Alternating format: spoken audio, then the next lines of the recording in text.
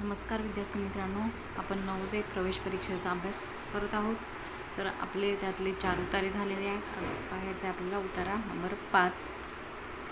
जनतारूपी जनार्दनाची जो मने भावे सेवा करतो तोच ईश्वराला प्रिय होतो. म्हणजे जनतारूपी जनार्दनाची म्हणजे काय? जे माणसांनाच काय करतात, त्यांची सेवा करतात, मनोभावे जनाची सेवा करतात, त्याने तोच काय असतो, ईश्वराला प्रिय होतो. आज या जगात अशी लक्षावधी माणसे आहेत की त्यांना तुमच्या आमच्या मदतीची गरज आहे. कुणी किरकोळ आजारी, कुणी रोगी, कुणी लुळे तर कुणी पांगळे. म्हणजे असे खूप जण आहेत की आजारी असतात, नेहमी रोगी आहेत, लुळे आहेत, त्यांना हातपाय नसतात, अपंग असतात, त्यांना आपल्या मदतीची गरज असते. आंधळी, बहिरी, मुकी, मागासलेली, अनाथ पोरं, समाजात अशांना कुणी जवळ करत नाही. पण त्यांना विजय मर्चंट यांनी जवळ करून प्रचंड कार्य केले. विजय मर्चंट यांनी काय केलं? आपण अशांना मदत करत नाही, पण विजय मर्चंट यांनी आंधळी, बहिरी, मुकी, मागासलेली, अनाथ पोरं होते त्या समाजामध्ये, तर त्यांनी त्यांना मदत केलेली आहे. या लोकांना विजय मर्चंट देव वाटत होते, कारण हे सर्वांची मदत करत होते. पण विजय मर्चंट यांनी या जनतेलाच देव मानले. पण विजय मर्चंट यांनी काय केलं? ती जनता आहे, त्यांची ते सेवा करतात, त्यांना देव मानलं होतं. अशा असहाय्य समाजाची सेवा करणे, त्यांना मदत करणे, त्यांच्या उदास जीवनात उत्साह उत्पन्न करणे एवढेच नव्हे तर त्यांना स्वावलंबी, आत्मनिर्भर बनवणे हेच खरे महत्त्वाचे कार्य आहे. त्यांच्या मते काय होतं? त्यांच्या जीवनामध्ये आनंद निर्माण करणे, त्यांना मदत करणे आणि त्यांना स्वावलंबी आणि आत्मनिर्भर बनवणे हे त्यांचं काय होतं? महत्त्वाचं काम होतं किंवा कार्य होतं. त्यांना कोरडी सहानुभूती नको, त्यांच्या उद्धाराची आच नको, तर त्यांना जवळ करणारा, सतत प्रोत्साहन देणारा बंधुभाव हवा. म्हणजे ह्या समाजामधील ते रोगी आहेत, अनाथ आहेत, त्याच्यानंतर अपंग आहेत, मागासलेली पोरं आहेत, त्यांना काय गरज असते? त्यांना कोरड्या सहानुभूतीची गरज नसते. फक्त बोलतात आम्ही हे करू ते करू, पण तशी कोरडी सहानुभूती त्यांना नको असते. तर त्यांना सतत प्रोत्साहन करणारे, जवळ करणारे आणि मदत करणारे लोकांची गरज असते. अशा प्रकारे या उतार्यामध्ये आपल्याला माहिती दिलेली आहे. त्याच्यावर आधारित आता प्रश्न दिलेत पहा.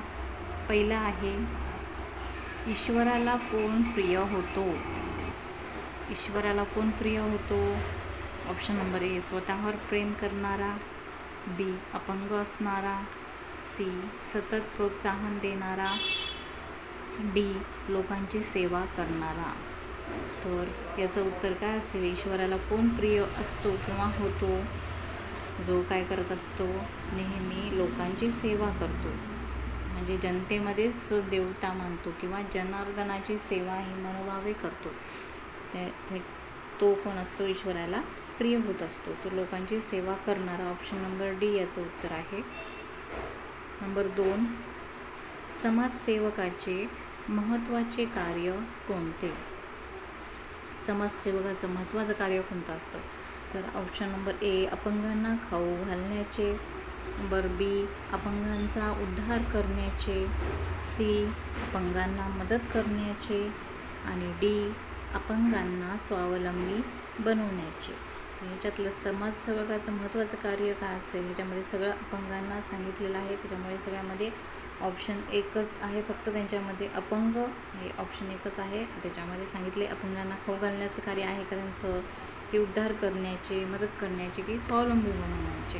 तर महत्त्वाचं कार्य असणारे ऑप्शन नंबर डी, अपंगांना स्वावलंबी बनवण्याचे. जर ते स्वावलंबी बनले तर ते स्वतः कुठलेही काम करू शकतात आणि आत्मनिर्भरपणे जगू शकतात. आता प्रश्न 3, विजय मर्चंट यांनी कुणाला देव मानले? विजय मर्चंट यांनी आपण आत्ताच उत्तरामध्ये वाचलं होतं. ऑप्शन नंबर ए, जनार्दनाला, बी, माणसांना, सी, अनाथांना, डी, बंधुभावाला. तर याच्यातलं उत्तर असेल, तर याचं उत्तर आहे ऑप्शन नंबर बी, माणसांना. माणसांना त्यांनी काय केलं होतं, देव मानलं होतं. नंबर 4, अपंगांना काय नको असते. अपंगांना काय नको असते.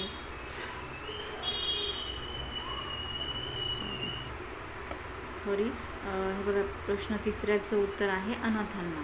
या ज्या उतार्यामध्ये, आता माणसांना देव मानतात, पण या उतार्यामध्ये आपण जर वाचलं व्यवस्थित तर विजय मर्चंट यांनी अनाथ जे लोक होते त्यांना देव मानलं होतं.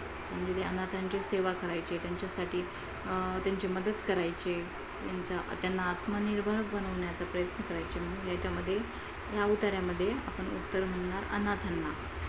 याचं उत्तर ऑप्शन नंबर सी आहे. 4, अपंगांना काय नको असते. पण अपंगांना काय नको असतं. कोरडी सहानुभूती, बी बंधुभाव, सी प्रोत्साहन, की डी मदत. अपंगांना काय नको असतं. हे फक्त कोरडी सहानुभूती, फक्त बोलतात, वरवर बोलतात पण करत काहीच नाहीत, अशी सहानुभूती त्यांना नको असते, म्हणजे त्याला काय म्हणतात, कोरडी सहानुभूती. याचं चौथ्याचं उत्तर आहे ऑप्शन नंबर ए. प्रश्न 5, प्रचंड हे रिकामी जागा आहे. प्रचंड हे काय आहे. ऑप्शन नंबर ए, नाम, बी विशेषण, सी सर्वनाम, आणि डी क्रियापद. तर प्रचंड हे काय आहे. प्रचंड हे विशेषण आहे. ऑप्शन नंबर बी याचं उत्तर आहे. प्रचंड हे विशेष आहे, कारण आपण एखाद्या नामाबद्दल विशेष माहिती सांगायची असेल तर आपण प्रचंड हे वापरू शकतो. प्रचंड मोठा डोंगर आहे, तर डोंगराविषयी माहिती काय सांगितली आहे, प्रचंड हा विशेष नाम म्हणजे विशेषण तिथे घेतलेलं असेल. हा झाला उतारा 5. आता पुढचा उतारा पाहूत बघा, उतारा 6. आपण जेथे पाहू तेथे परमेश्वरच आहे, परंतु आपण आंधळे आहोत. आपण झाडामाडातच देव पाहतो, परंतु मानवातील देव आपणास दिसत नाही. आपणास 3 तोंडांचा 8 हातांचा असा देव पाहिजे असतो. म्हणजे आपण काय करतो, आपण आंधळे असतो असं त्यांचं म्हणणं आहे. कारण आपण झाडामध्ये देव पाहतो, त्याच्यानंतर 3 तोंडाचा देव असायला पाहिजे, त्याला हात 8 असतात, असा देव आपण मानत असतो. मनुष्यामध्ये आपण देव कधीच पाहत नाही. माणसामध्ये मनुष्याहून काही निराळा देव आपणास हवा असतो. मनुष्याच्या रूपाने आपल्या शेजारी उभा असलेला परमेश्वर आपणास दिसत नाही. याचं म्हणणं काय आहे, तर मनुष्याच्या रूपाने आपल्या शेजारी असतील किंवा आजूबाजूला आपले जे पण मनुष्य आहेत ते काय असतात, सगळे देवाचंच रूप आपण असतं, पण आपण मानत नाही.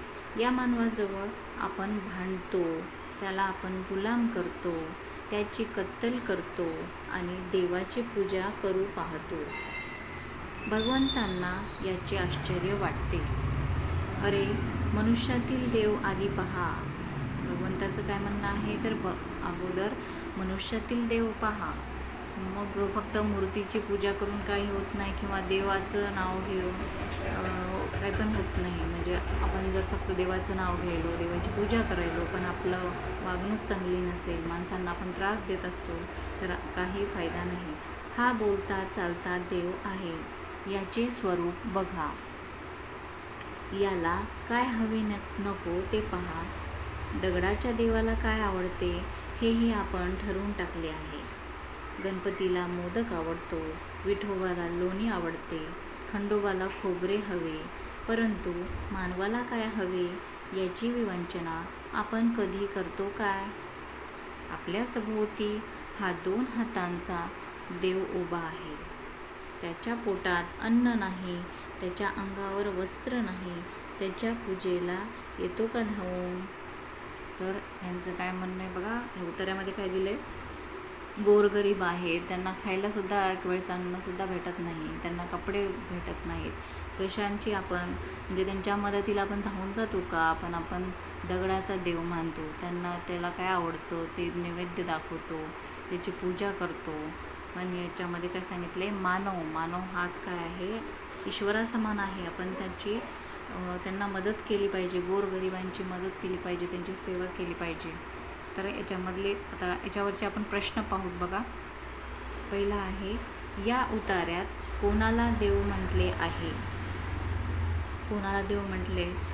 तर ऑप्शन नंबर ए मनुष्य, option number B Khandoba, option number C Ganapati आणि ऑप्शन नंबर डी आहे विठोबा.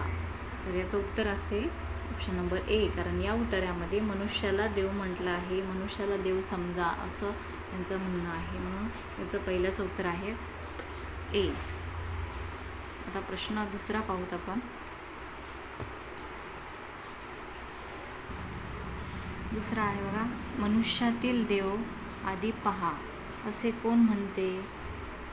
ऑप्शन नंबर ए मानव, बी भगवंत, सी आंधळे आणि डी झाडमाड. मनुष्यातील देव पहा, आधी पहा असे कोण म्हटले आहे? या उत्तरामध्ये आपण वाचलेलं आहे बघा. तर ऑप्शन नंबर बी भगवंत. भगवंताचं म्हणणं आहे की पहिले मनुष्यातील देव पहा. प्रश्न तिसरा, आपण कसली काळजी करीत नाही? ए अंगावर वस्त्र नाही याची, बी पोटात अन्न नाही याची, सी मानवाला काय हवे याची, डी आपण माणसाला गुलाम करतो याची. आपण कसली काळजी करीत नाही? तर याचं उत्तर असेल मानवाला काय हवे याची आपण काळजी करत नाही. त्याला कशाची गरज आहे आपण त्याची काळजी करायला पाहिजे. ऑप्शन हे प्रश्न चौथा आहे बघा, खंडोबाला काय हवे असते? ऑप्शन आहे ए खोबरे, बी मोदक, सी लोणी, डी अन्न. खंडोबाला काय हवं असतं, काय आवडतं? तर या उत्तरामध्ये दिले बघा ऑप्शन नंबर ए खोबरे. प्रश्न पाचवा, मनुष्य हा शब्द रिकामी जागा आहे. मनुष्य हा कोणता शब्द आहे? ऑप्शन नंबर ए क्रियापद, बी विशेषण, सी सर्वनाम आणि डी नाम.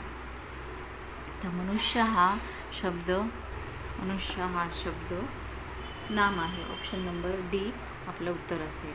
ओके, तुम्हाला व्हिडिओ समजत असेल तर व्हिडिओला लाईक करा.